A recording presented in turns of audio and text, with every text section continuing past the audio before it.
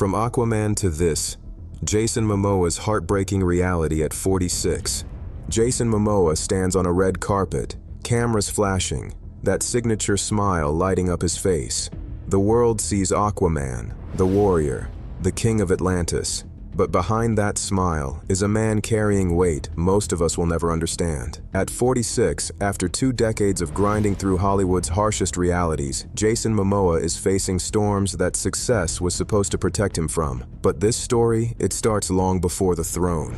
Born on August 1st, 1979 in Honolulu, Hawaii, Joseph Jason Namakaiha Momoa entered a world split between 2 cultures. His mother, Connie, was a photographer with roots in Iowa. His father, Joseph, was a native Hawaiian painter whose bloodline carried the weight of generations. When Jason was still learning to walk, his parents separated, and his mother made a decision that would shape everything. She packed their belongings and moved them to Norwalk, Iowa, a small town where palm trees were replaced by cornfields and ocean waves by endless flatland. For a kid who looked different, talked different, and carried a name most people couldn't pronounce, Iowa was isolating. He grew up as one of the only kids of color in his school, feeling the sting of being an outsider every single day. Classmates stared, teachers stumbled over his middle name, and the questions never stopped. Where are you really from? It's the kind of question that sounds innocent but lands heavy, reminding you that no matter how hard you try, you don't quite fit. Jason later admitted that those years taught him to build walls, to smile big and move fast so people wouldn't see how alone he felt. He threw himself into art, sketching for hours in notebooks his mother gave him, losing himself in worlds he could control. His father's paintings hung in their small house, vibrant colors and flowing shapes that whispered of an island Jason could barely remember. And in those quiet moments, staring at his father's work, he felt a pull towards something he couldn't name yet, a need to reconnect with the part of himself that Iowa had tried to erase. But things were about to explode.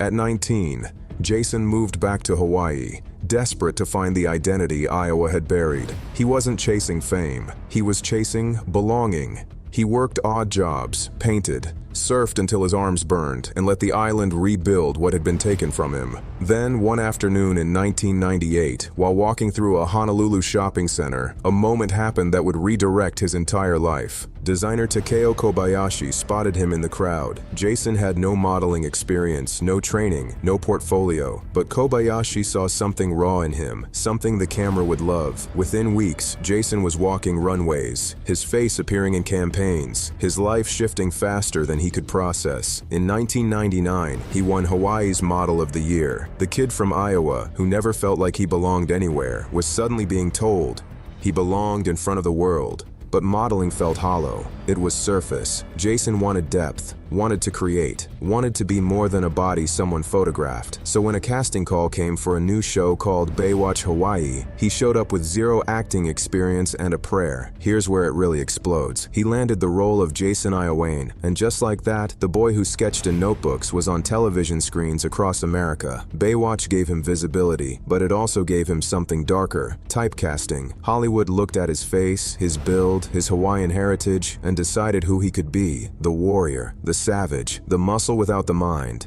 For years he auditioned for roles that saw him as decoration, as background, as the guy who showed up shirtless and said 3 lines. He was working, yes, but he wasn't creating. And the frustration of being seen but not understood ate at him in ways he didn't know how to express. Then came 2005, and with it, Stargate Atlantis. Jason was cast as Ronan Dex, a fierce warrior with layers Hollywood rarely gave men who look like him. For 4 seasons, he poured himself into that character, proving he could carry emotional weight, that he could command a scene without saying a word. Fans loved him, but when the show ended in 2009, the industry went quiet again, and then came the bombshell. The roles dried up, the phone stopped ringing. Jason found himself back at square one, struggling to pay rent, wondering if his shot at something real had already come and gone. He later confessed that during this time, he was broke, scared, and questioning everything.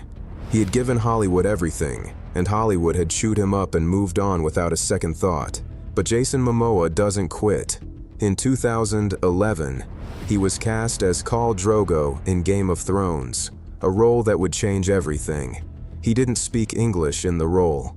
He communicated through presence, through intensity, through a performance so magnetic that even after his character died in the first season, the world couldn't stop talking about him. Suddenly, casting directors who had ignored him for years were calling. Suddenly, Jason Momoa wasn't just another actor. He was a force. This is where it all falls apart, because just as his career exploded, his personal life began to crack under the weight. In 2005, Jason met actress Lisa Bonet at a jazz club in Los Angeles. He had been in love with her since he was 8 years old, watching her on The Cosby Show, dreaming of a woman he thought he'd never meet. And then there she was, real, standing in front of him. They connected instantly, a chemistry so undeniable that friends said it felt like they had known each other for lifetimes. They married in 2017 after more than a decade together, raising 2 children, Lola and Nakoa Wolf, in a home filled with love, creativity, and a shared belief that family came before everything.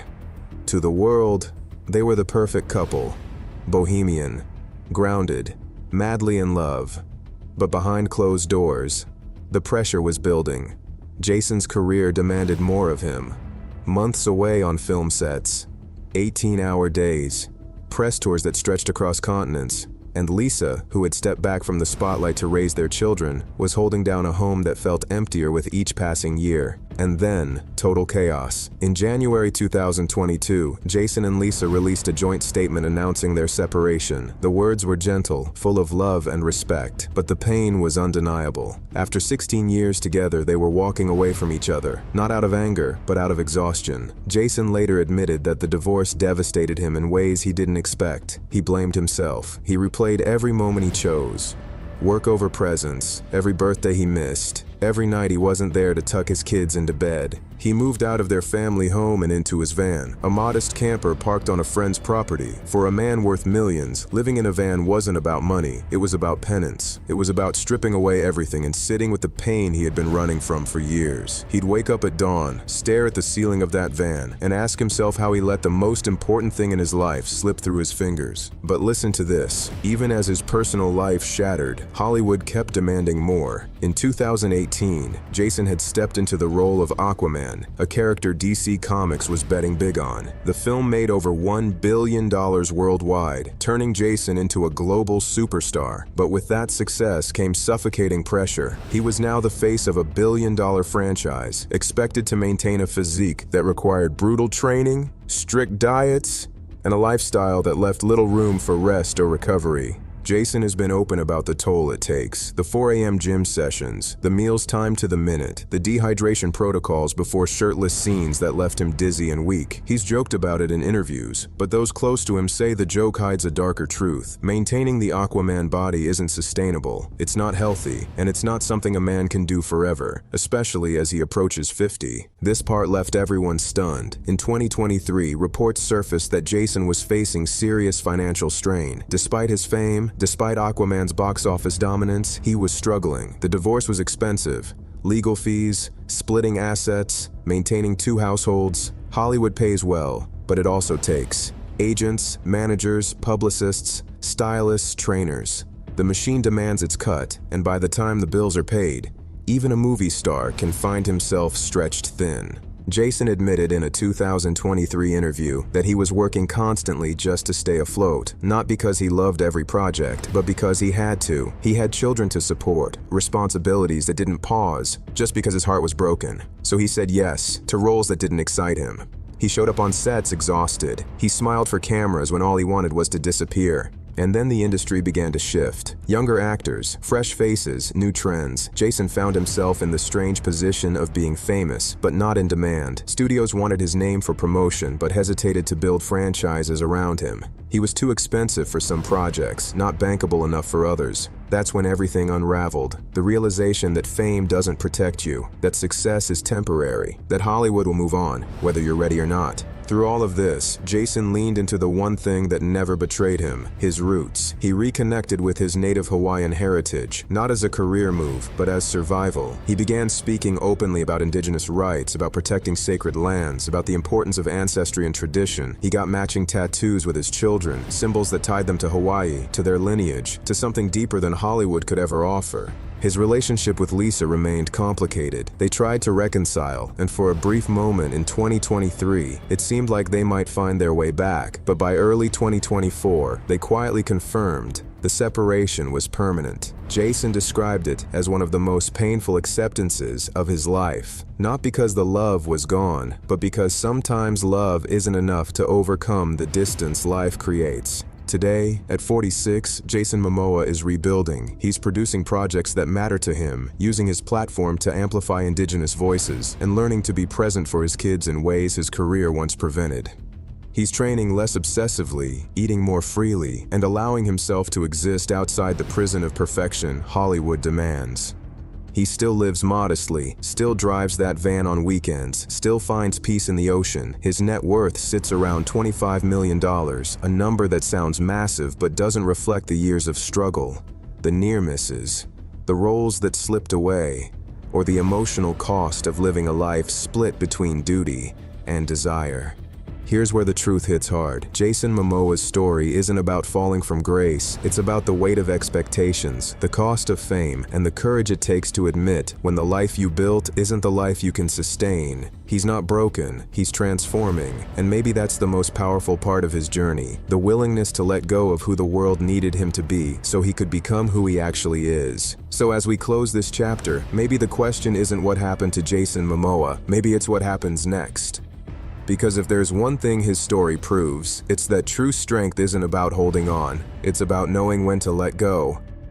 What do you think? Has Hollywood demanded too much from Jason Momoa, or is this just the price of fame? Drop your thoughts in the comments, and if this story resonated with you, hit that subscribe button. We'll see you in the next one.